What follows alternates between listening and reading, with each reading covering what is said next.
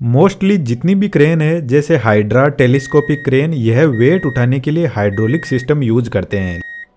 लेकिन इन सब में से टावर क्रेन सबसे अलग है, जो वजन उठाने के लिए इलेक्ट्रिक मोटर को यूज में लेती है। यह जो आप क्रेन देख रहे हो इसी को टेलीस्कोपिक क्रेन बोलते हैं। यह मैक्सिमम 10 से 20 टन का वेट उठा सकती है हाइड्रोलिक प्रेशर से।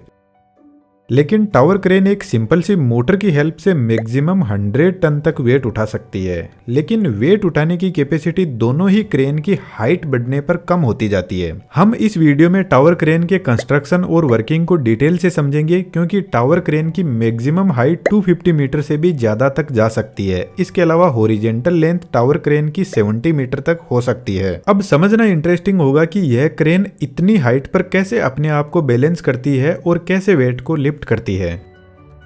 सबसे इंटरेस्टिंग बात, टावर क्रेन को इंस्टॉल करने के लिए सबसे पहले कंक्रीट और सीमेंट का एक स्ट्रॉन्ग फाउंडेशन तैयार किया जाता है जमीन के अंदर। तो यह क्रेन अपनी जगह से मूव नहीं कर सकती है। किसी भी बिल्डिंग को बनाने से पहले इसे इंस्टॉल किया जाता है और बिल्डिंग कंप्लीट होने के बाद ही वहां से हटाई जाती है।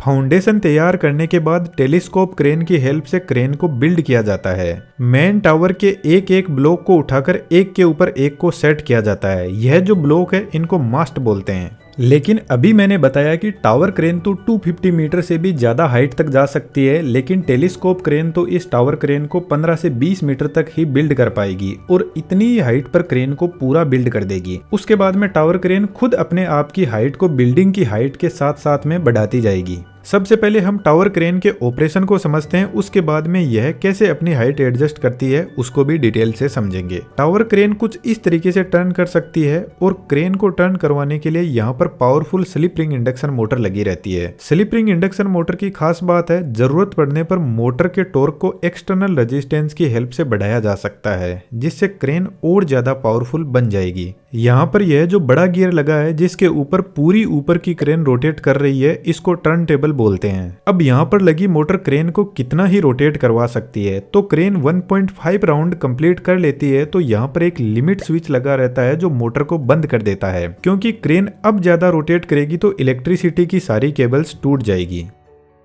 फ्रंट साइड में क्रेन की जिब होती है जिसकी लेंथ 70 मीटर तक हो सकती है और जिब को बैलेंस करने के लिए पीछे की साइड में काउंटर जिब लगी रहती है, जिस पर काउंटर वेट भी लगे रहते हैं क्रेन को बैलेंस करने के लिए। और क्रेन की जिब और काउंटर जिब को सपोर्ट करने के लिए पेंडेंट लगे रहते हैं जो टावर पीक से जुड़े रहते हैं। क्रेन का सेंटर ऑफ मास इस मेन टावर पर होना चाहिए, अदरवाइज क्रेन अनबैलेंस होकर गिर जाएगी। लेकिन टावर क्रेन में बहुत हेवी काउंटर वेट लगा रहता है, 15 से 20 टन मानकर चलो। तो जब क्रेन अनलोडेड कंडीशन में होगी तो काउंटर वेट क्रेन को स्लाइटली अनबैलेंस भी करता है।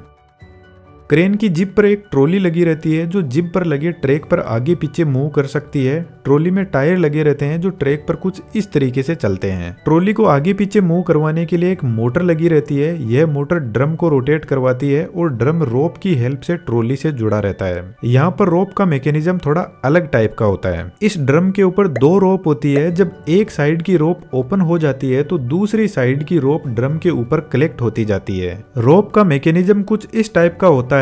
एक साइड की रोप इधर से जाते हुए ट्रॉली से कनेक्ट हो जाती है और दूसरी साइड की रोप भी ट्रॉली से कनेक्ट रहती है, जो जिप पर ऐसे चक्कर लगाते हुए वापस ड्रम के पास में पहुंचती है।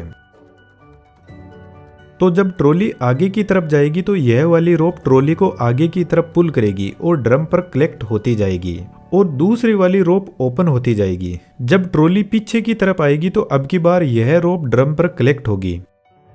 अब क्रेन का ऑपरेटर इस केबिन में बैठा रहता है तो उसको एक्चुअल में सही से दिख नहीं पाता है कि ट्रॉली कितनी दूर चली गई है। कहीं ऐसा ना हो जाए कि ट्रॉली लास्ट में जाकर टकरा जाए, इसलिए ड्रम के पास में एक लिमिट स्विच लगा रहता है। तो जैसे ही ट्रॉली लास्ट पॉइंट पर पहुंचती है तो लिमिट स्विच एक्टिवेट हो जाता है और मोटर को बंद कर देता है। तो एक बात तो आप शायद मानते होंगे कि एनिमेशन से कंसेप्ट समझना आसान होता है और अभी का जो डिजिटल वर्ल्ड है वह स्किल्स का है, जिसके दम पर बहुत कुछ किया जा सकता है और ऐसा ही 3D एनिमेशन में है। यदि आप भी ऐसा एनिमेशन सीखना चाहते हो तो हमारे बेहतरीन 3D एनिमेशन के कोर्स को ज्वाइन कर सकते हो। कोर्स की फी हमने आपके फोन रिचार्ज के बराबर ही रखी है ताकि हर कोई आसानी से सीख सके। डिटेल्स डिस्क्रिप्शन में अवेलेबल है और हमारा आपके लिए फुल सपोर्ट रहेगा। अब वापस टॉपिक पर आते हैं। ट्रॉली के अंदर 2 पुली लगी रहती है जो वजन उठाने वाली रोप को हैंडल करती है। यह रोप नीचे हुक के पास में लगी हुई पुली से कनेक्टेड रहती है और होस्टिंग यूनिट के लिए एक ही रोप होती है। होस्टिंग यूनिट क्रेन की काउंटर जिब में पीछे की तरफ लगी रहती है।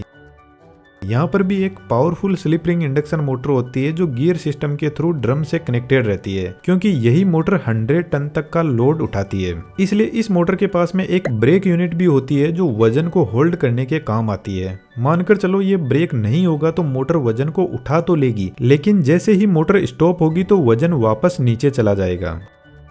होस्टिंग रोप टावर पीक से होते हुए मास्टर पुली तक पहुंचती है। इसको मास्टर पुली इसलिए बोला जाता है क्योंकि इसमें कुछ ऐसे सेंसर लगे रहते हैं। जब क्रेन ओवरलोड होती है तो वेट का लोड इस पुली पर भी पड़ता है, जिससे क्रेन को ओवरलोडिंग से बचाया जाता है। यहाँ से रोप जाती है ट्रॉली की पुली के पास और यहाँ से होते हुए हुक के पास पहुंचती है और वापस ट्रॉली से होते हुए जिब के एंड पॉइंट पर रोप को परमानेंटली टाइट कर दिया जाता है।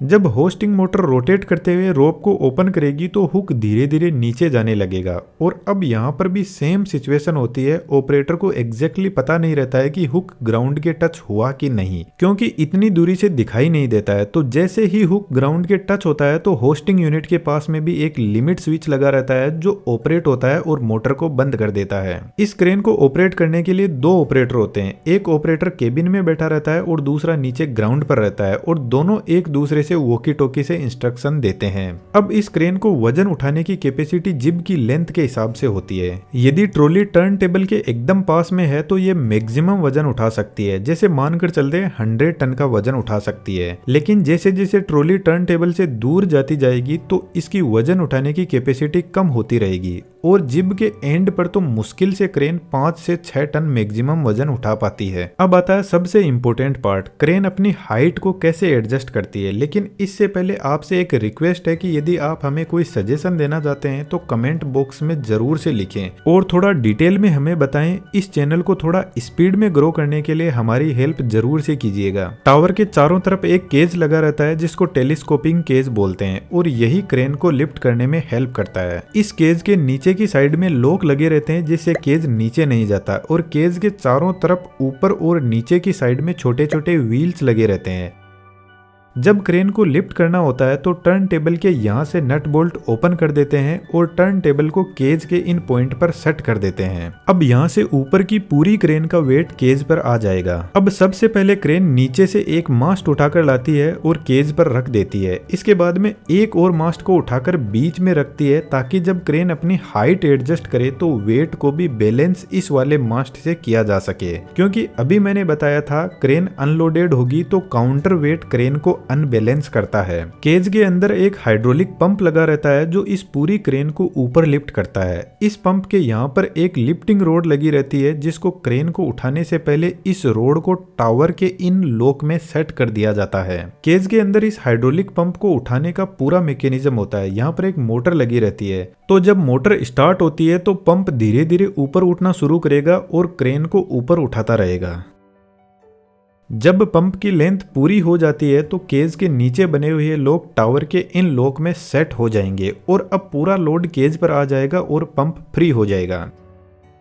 अब पंप को वापस इस ऊपर वाले लॉक में सेट किया जाएगा और पंप फिर से क्रेन को ऊपर लिफ्ट करेगा। एक मास्ट को सेट करने के लिए पंप 2 बार लिफ्ट होता है, तब जाकर केज के अंदर मास्ट को सेट करने के लिए जगह बन पाती है और मास्ट को इन टायर की हेल्प से केज के बीच में लाया जाता है और फिर टायर को निकाल दिया जाता है साइड में। क्योंकि ये मास्ट बहुत हेवी होते हैं इसलिए हमारे बस की बात नहीं है कि इसको उठाकर बीच में लाया जा सके।